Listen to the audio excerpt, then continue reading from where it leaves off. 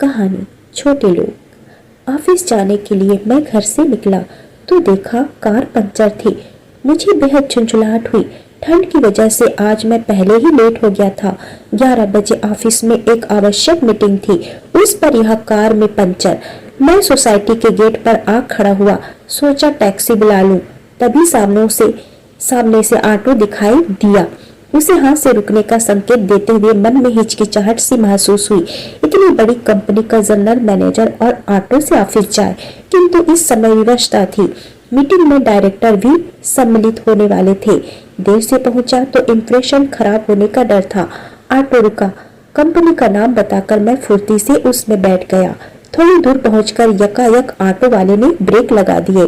अरे क्या हुआ, क्यों रुक गए? मैंने पूछा। 1 मिनट साहब, वह सोसाइटी के गेट पर जो सज्जन खड़े हैं उन्हें थोड़ी दूर पर छोड़ना है। ऑटो चालक ने विनम्रता से कहा। नहीं, तुम ऐसा नहीं कर सकते, मैं क्रोध में चिल्लाया। एक तो मुझे देर हो रही है, दूसरे मैं पूरे ऑटो के पैसे दे रहा हूँ, फिर क्यों किसी के साथ सीट शेयर करूंगा? साहब, मुझे इन्हें सिटी लाइब्रेरी पर उतारना है, जो आपके ऑफिस के रास्ते में ही पड़ेगी। अगर आपको फिर भी एतराज है तो आप दूसरा ऑटो पकड़ने के लिए स्वतंत्र हैं।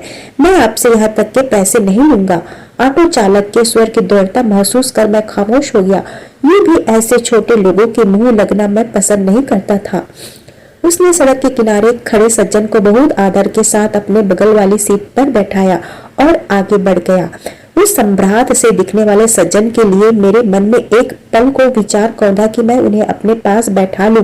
फिर यह सोचकर कि पता नहीं कौन है, मैंने तुरंत यह विचार मन से झटक दिया। कुछ किलोमीटर दूर जाकर सिटी लाइब्रेरी आ गई। ऑटो वाले ने उन्हें वहां उतारा और आगे बढ़ गया। कौन है यह सज्जन? उसका आदर भाव देख मेरे मन में जिज्ञासा जागी।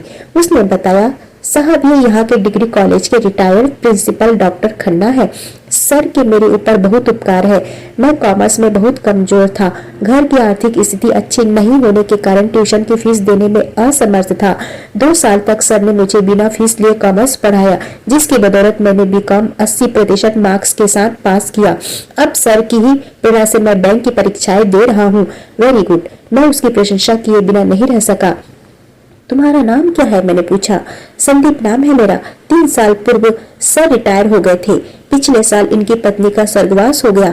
हालांकि बेटे बहू साथ रहते हैं, फिर भी अकेलापन तो लगता ही होगा, इसलिए रोज सुबह 10 बजे लाइब्रेरी चले जाते हैं।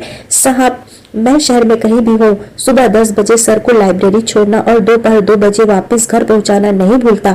सर तो कहते भी हैं कि वह स्वयं चले जाएंगे, किंतु मेरा मन नहीं मानता।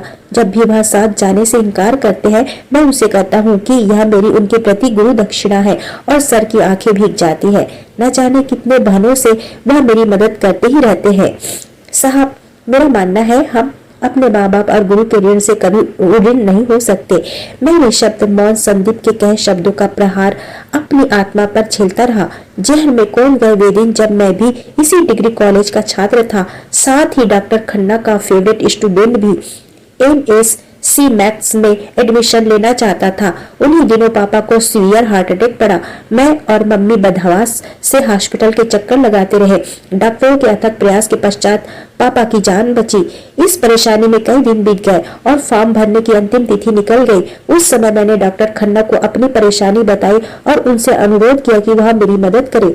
डॉक्टर खन्ना ने मैनेजमेंट से बात करके स्पेशल केस के अंतर्गत मेरा एडमिशन करवाया और मेरा साल खराब होने से बच गया था।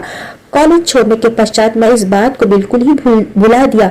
यहाँ तक कि आज जब डॉक्टर खन्ना मेरे सम्मुख आए तो अपने पद के अभिमान में चूर मैंने उनकी तरफ ध्यान भी नहीं दिया।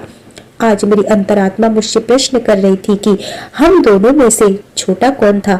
वह इंसान जो अपनी आमदनी की परवाह न करके गुरु दक्षिणा चुका रहा था, या फिर एक कंपनी का जनरल मैनेजर जो अपने गुरु को पहचान तक नहीं सका।